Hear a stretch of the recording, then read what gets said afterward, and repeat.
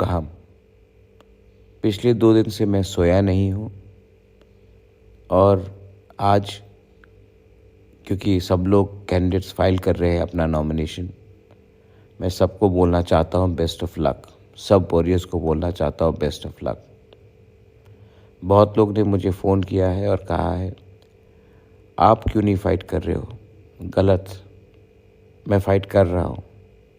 मैं हर तिपरासा के लिए फ़ाइट कर रहा हूँ।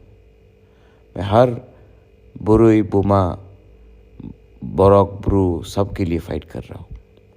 मैं हर कॉन्स्टिट्यूंसी में आपके साथ हूँ। मैं हर कैंडिडेट के साथ हूँ। मैं हर उस तिपरासा के साथ हूँ जिसको दिल में है कि हमें कुछ मिलेगा अगर इस बार हम लोग जीते तो।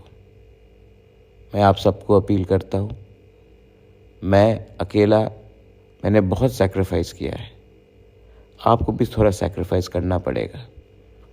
अगले 16 दिन अपना ईगो को छोड़ दो।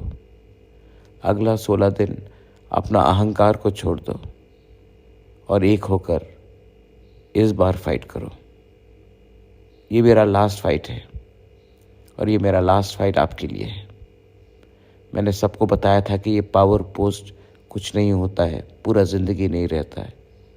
मैंने आज पावर छोड़ दिया, लेकिन मैं आपको पावर देना चाहता हूँ और ये तभी होगा जब बुकुंग बारा एक होगा।